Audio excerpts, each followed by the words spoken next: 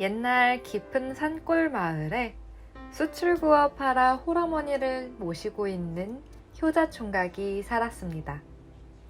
하루는 총각이 수출 팔러 장에 갔다가 너무 늦고 말았습니다. 깊은 산 고개를 넘어 집으로 오는데 그만 호랑이를 만났지 않았겠어? 총각이 말했습니다.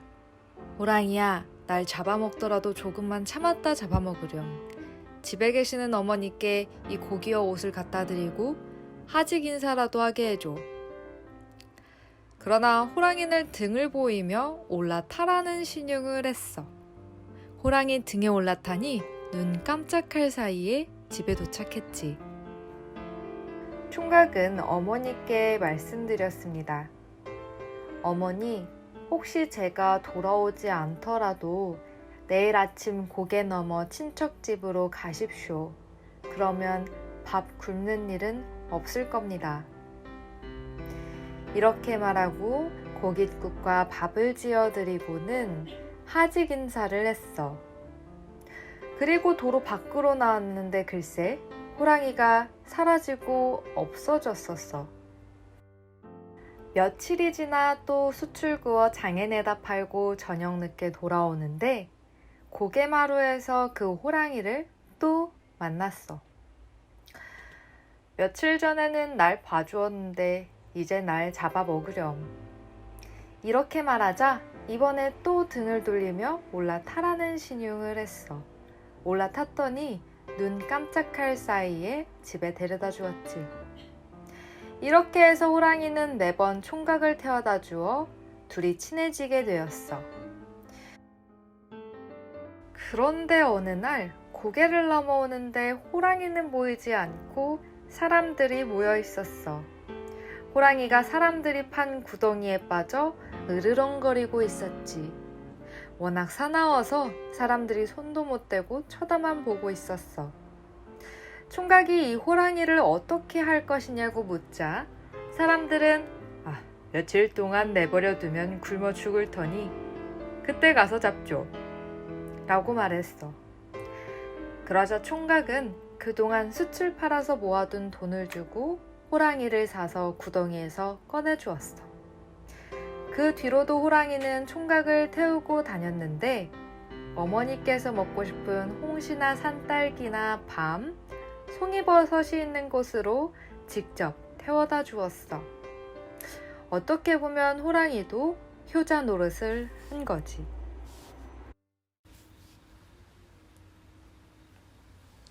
안녕하세요. 경목유결 안내자 홍채연입니다. 산골 마을의 청년과 호랑이 이야기 어떠셨나요? 마지막 구절에 호랑이도 효자 노릇을 한 거다 라는 구절이 참 인상 깊습니다. 호랑이가 왜 효자 노릇을 했다고 했을까요? 도대체 효자는 어떻게 될 수 있을까요? 키포인트는 은혜라는 말에 있습니다.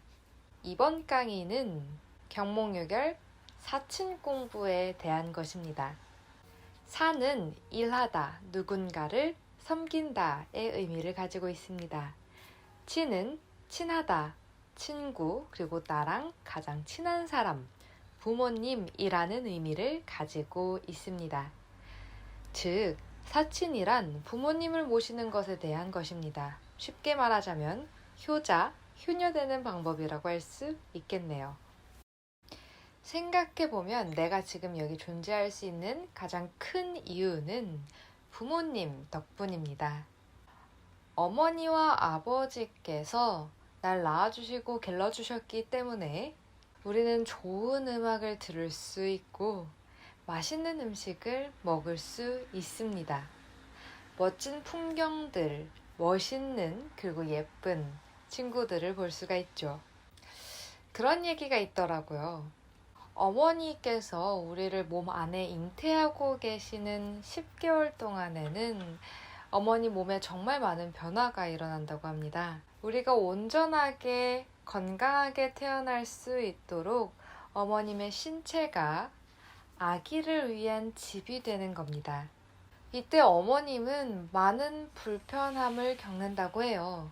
그리고 나서 우리가 마침내 세상으로 나올 때 또한 어머님은 평생 겪기 힘든 고통을 겪으신다고 합니다. 오직 우리를 낳기 위해 그런 고통을 감내하시는 겁니다. 아버지는 그렇게 고통을 겪는 어머니 옆에서 많은 것들을 도와주시죠. 우리가 건강하게 자랄 수 있도록 많은 도움을 주십니다. 이렇게 우리가 처음 생겨났을 때부터 사실상 계속 자라면서까지도 우리는 끊임없이 부모님의 도움을 받습니다. 우리를 건강하게 잘 길러주시려는 부모님의 노력은 끝이 없어요. 우리를 잘 길러주시려고 하는 부모님의 노력도 끝이 없습니다. 또 우리는 태어나자마자 걸을 수 있는 존재도 아닙니다. 들어보니까 막 태어난 아기는 자기가 어떻게 자는지도 잘 모른다고 해요. 누군가가 매 순간 지켜보고 길러줘야 하는 존재인 거죠. 아주 미약한, 작고 약한 존재입니다. 이런 우리가 지금 이렇게 이 자리에서 저는 여러분들께 수업을 하고 여러분들은 제 수업을 들을 수 있는 것, 이 노력을 기울이신 분이 바로 부모님이라는 겁니다. 그렇다면 움직이지도 걷지도 못하는 우리를 먹이고 재워서 키워주신 어머니, 아버지의 은혜는 하늘보다도 높겠죠. 그렇다면 우리는 부모님의 그 은혜에 어떻게 보답해 드려야 할까요? 가장 기본적인 것부터 시작하시면 됩니다. 첫째, 허락받기.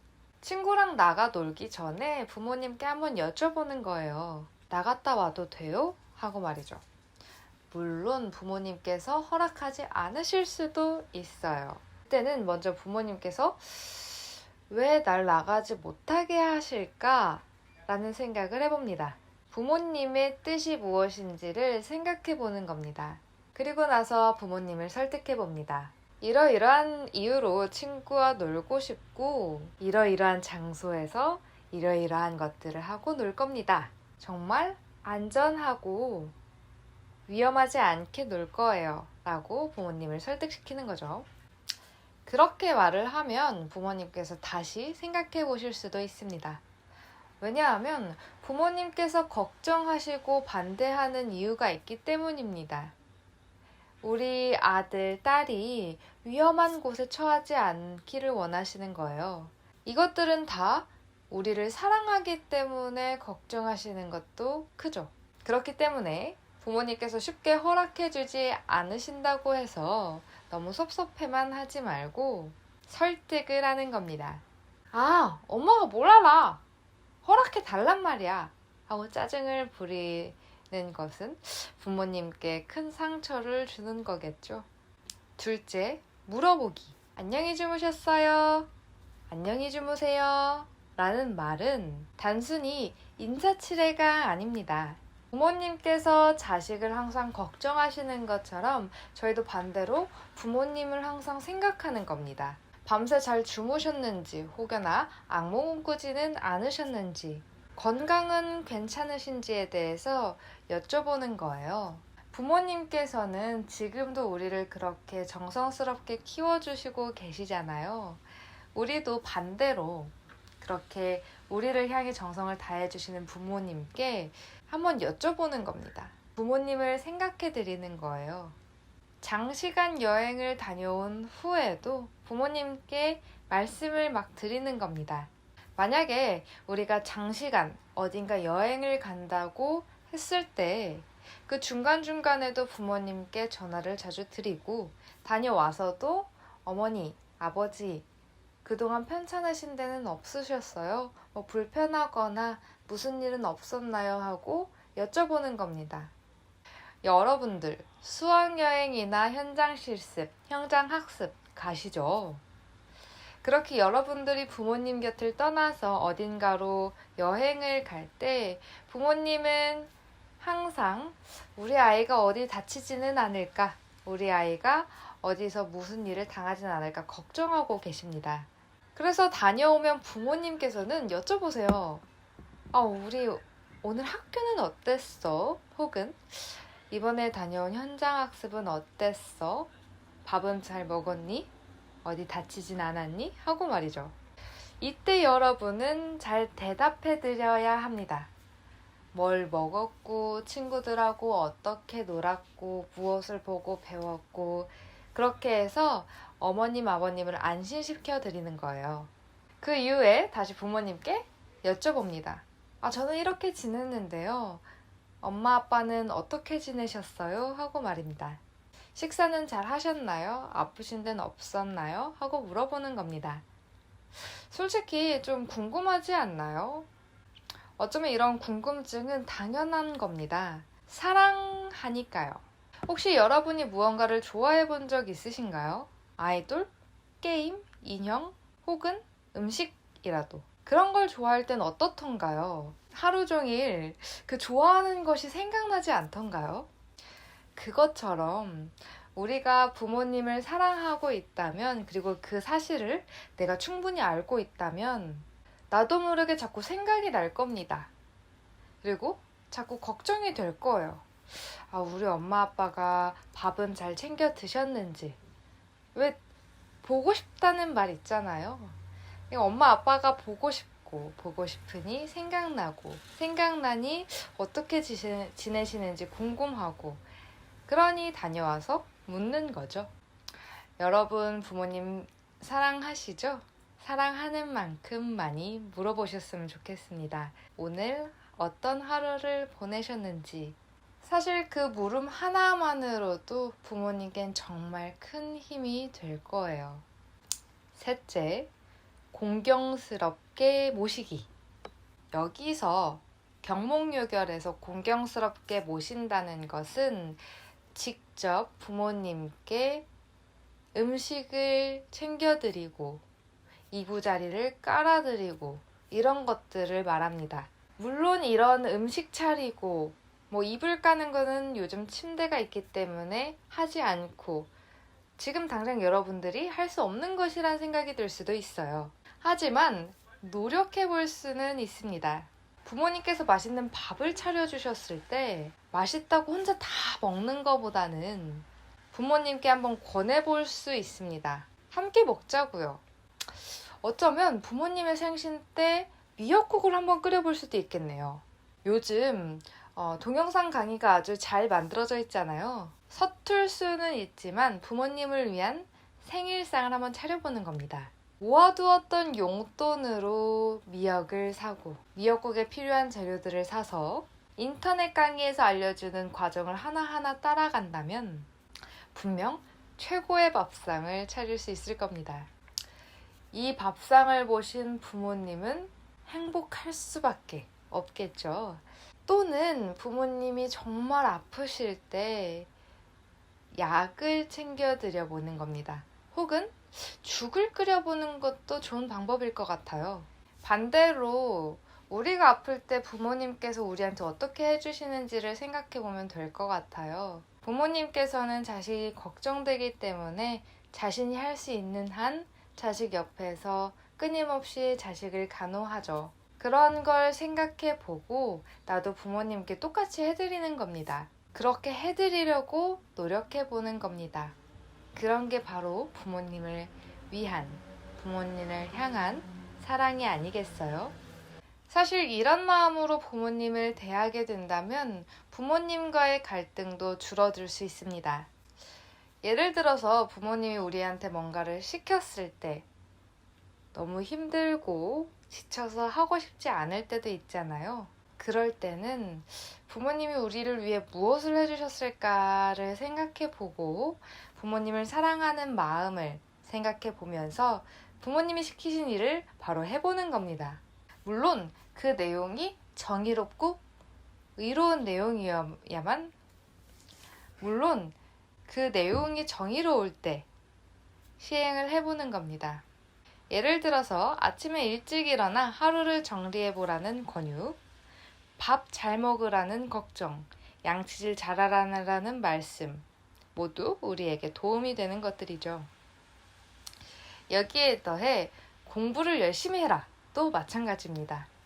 물론 공부라는 것을 말씀하시긴 했지만 사실 이 말에는 무엇이든 열심히 해봐라 라는 말씀입니다. 이런 것들은 내게 도움이 되라고 부모님께서 권유해 주시는 거예요.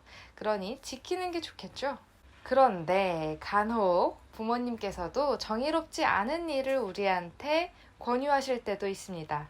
예를 들어서 정말 사소한 거지만 길가가 좁은 길가에서 이제 신호등이 없고 횡단보도가 없는데 너무 늦었기 때문에 빨리 가야 하기 때문에 부모님께서 가끔 무단횡단을 하려고 하실 때가 있어요. 그럴 때는 내가 자식이기 때문에 그냥 그걸 지켜보는 것이 아니라 나는 자식이고 나 또한 부모님을 걱정하는 마음이 있기 때문에 부모님께 옳은 것을 말씀드려야 합니다. 엄마, 그러면 안 돼. 아빠, 무단횡단하면 안 돼. 그러면 사고가 날 수 있고 위험해. 라고 말씀을 드려야 하는 거죠. 부모님을 설득시켜야 합니다. 물론 이때 막 화를 내고 엄마 그렇게 하면 안 돼. 아빠 그렇게 하면 안 돼. 이렇게 하는 게 아니라 항상 부모님한테는 기분 좋게 얼굴에 미소를 띠고 좋은 목소리로 권유해야 하는 겁니다. 물론 부모님도 자식에게 그러면 좋겠죠.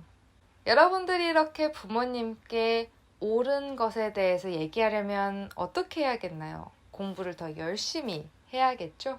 그렇게 한다면 부모님과 나의 관계는 수평적인 관계를 유지하면서도 예의가 바르고 그러면서도 서로를 정말 사랑하는 끈끈한 가족이 될 겁니다. 여러분은 모두 귀중한 사람입니다.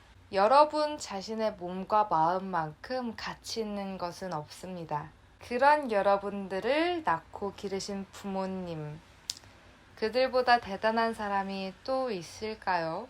그런 분들에 대한 존경심을 키운다면 여러분들은 사회에 나가서 많은 사람들을 존경하고 공경할 수 있게 될 겁니다. 오늘 수업은 여기까지 하도록 하겠습니다. 다음 시간에 또 만나 뵙겠습니다.